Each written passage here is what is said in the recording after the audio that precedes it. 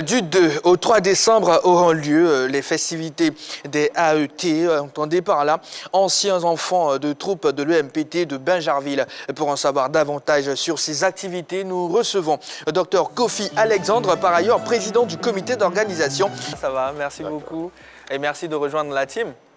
Avec vous, on va tenter d'avoir de plus amples informations concernant l'activité qui aura lieu donc, du 2 au 3 décembre prochain.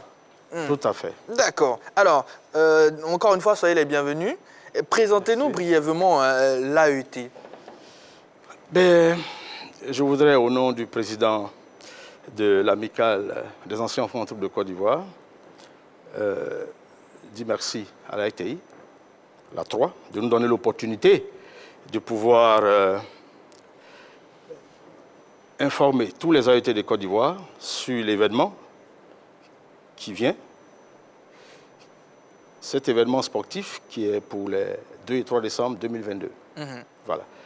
Et donc, d'entrée de jeu, je pourrais dire que l'AET, c'est celui qui a fait l'école militaire préparatoire technique de Binjarville, et donc qui a eu au moins à passer une année dans cette école, une année scolaire je veux dire, et qui par la suite a embrassé une carrière soit civile, soit militaire. Voici ce que c'est que l'AET. L'AET, c'est l'ancien enfant de troupe. Voilà. De cette école-là. Étant entendu que ceux qui sont actuellement à l'école sont appelés enfants de troupe. Voilà. C'est ça. D'accord. Alors, derrière, est-ce que cette amicale répond à vos aspirations depuis sa création, docteur? Oui, bien sûr. À partir du moment où la devise de cette amicale est se souvenir, se rassembler et s'entraider, cela correspond parfaitement à nos aspirations. Voilà, parce que c'est ce que nous recherchons depuis de longues années, faire en sorte que les AET se retrouvent, les AET se rassemblent, se souviennent de ce qu'ils ont vécu par le passé et que surtout, ils puissent s'entraider à travers ce canal. Qu'est-ce que vous avez prévu, docteur, les 2 et 3 décembre prochains?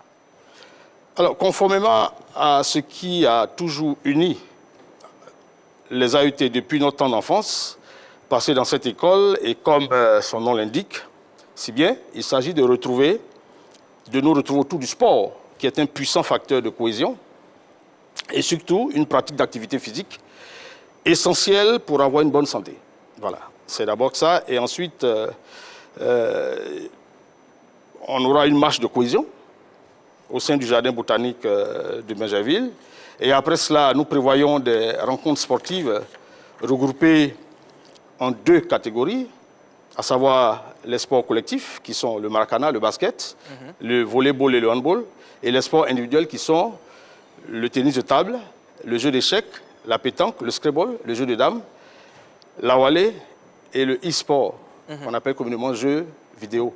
Voilà. C'est ça. Mais sur quelle base, docteur, vous avez eu à effectuer ces choix-là concernant, j'ai pas envie de dire discipline, ok, d'accord, discipline que vous venez de citer.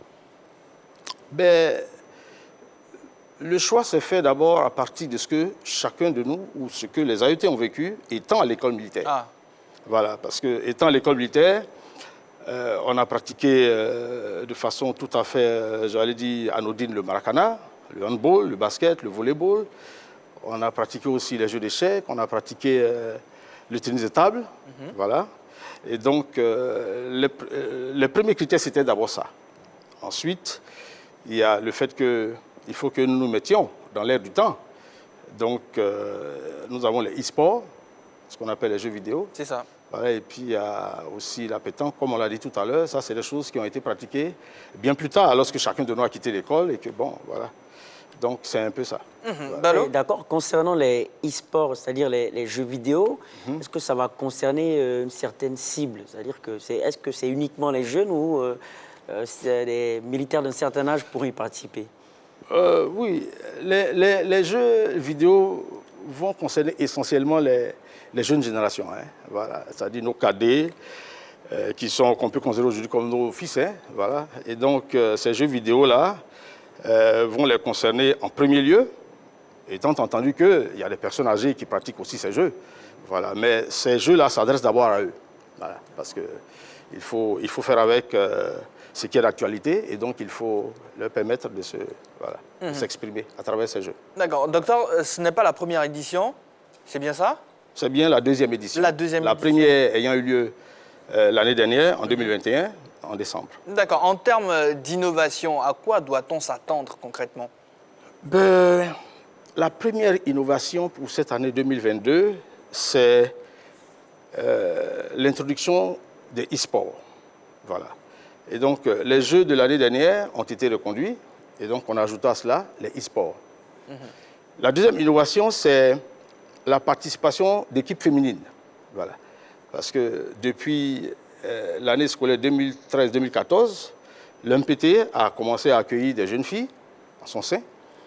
Et donc, nous avons des AET, j'allais dire, femmes, de nos jours. Et donc, voilà, nous avons une équipe féminine qui va, pour ce qui est innovant, rencontrer une équipe féminine de l'école militaire elle-même. Voilà, donc, parce que cette année, on a décidé d'associer les enfants de troupes à cette activité sportive. Voilà. D'accord. Henri Jo? Au-delà des enfants de troupes ou des AET, est-ce que la population civile, parce qu'on sait que ça concerne plus ceux qui ont eu à côtoyer, j'ai créé le corps des militaires, mais en dehors de cela, est-ce que d'autres personnes n'ayant pas fait l'UMPT peuvent participer à ces journées sportives? Bien entendu, puisque nous appartenons tous à des familles, je veux dire, diverses. Et donc, même quand on entrait à l'école, c'est nos différentes familles qui nous ont accompagnés, qui nous y ont accompagnés. Donc, le public est invité, en fait, à ces journées sportives. Voilà. Donc, ce n'est pas réservé qu'aux AET.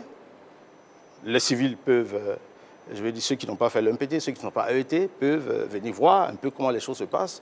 Voir ou participer? Non, pas participer aux disciplines sportives, mais venir voir un peu comment les choses se passent. Assister Venir assister, en fait, aux différentes festivités, mais pas prendre part aux jeux en tant que tel. Donc, voilà, de façon pratique. Voilà, ça ne concerne que les AET. D'accord. Alors, Dr Kofi, combien d'athlètes vous attendez concrètement les 2 et 3 décembre? On attend environ 500 athlètes. Voilà. Un demi-millier, j'allais dire. Voilà. Et donc, je veux dire, l'engouement étant, cette année, on a beaucoup plus de personnes inscrites dans les différentes disciplines collectives et individuelles. Et donc, on s'attend à environ 500 athlètes. Voilà.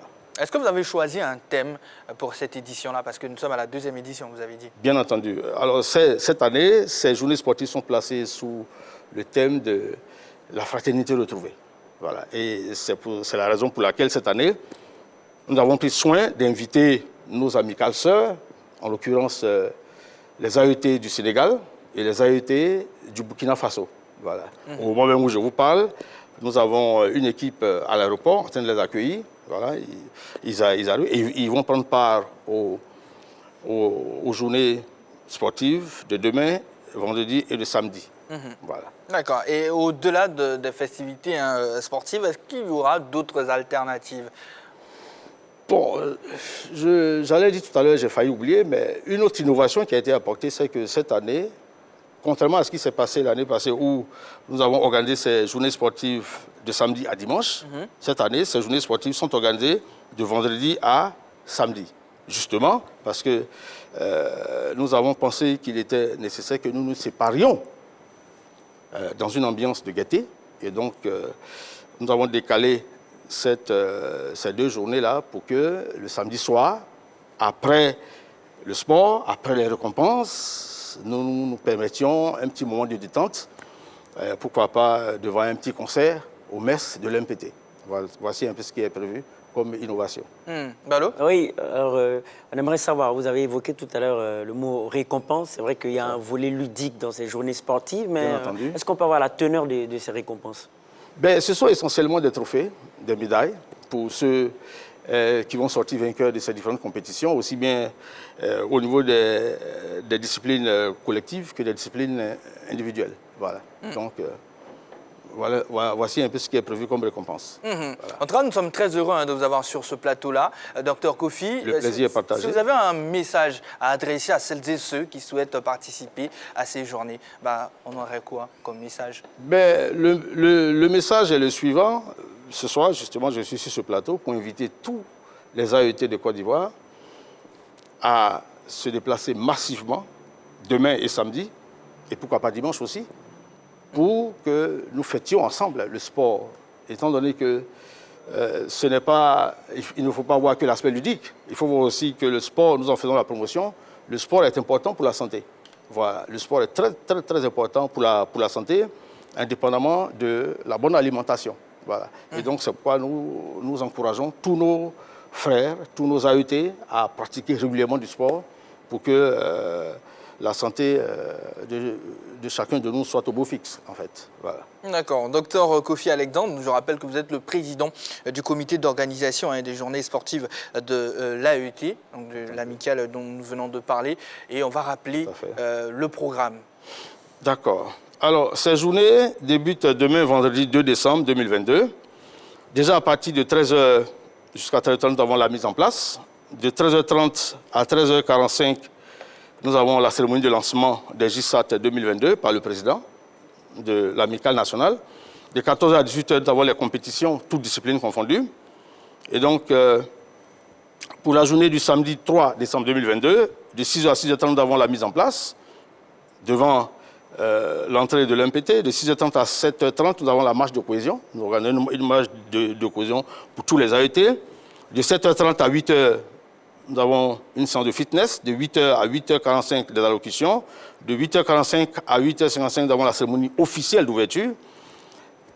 De 9h à 12h25, les compétitions toutes disciplines. Nous avons entre 12h et 14h une pause déjeuner. De 14h à 16h, les finales des différentes compétitions toutes disciplines confondues. De 16h à 17h30, la remise des trophées. Et de 19h30 à 20h, à 21h, nous avons la soirée de clôture. Voilà. D'accord. Merci beaucoup d'être passé nous voir, Dr Kofi. Je rappelle que, excusez-moi, ça sera certainement de nouveau. Alors, ces journées sportives sont placées sous la présidence du général de brigade aérienne, l'AET Abdoulaye Koulibaly, qui est PCA de Air Côte d'Ivoire, et AET du Prytanée militaire d'Autun, en France, et sous le parrainage de Dr Yaya Sangaré, qui est le secrétaire général du FONSTI, qui est le Fonds pour la science, la technologie et l'innovation, qui est lui aussi AET, mais de Saint-Louis. Voici ce que je voulais ajouter.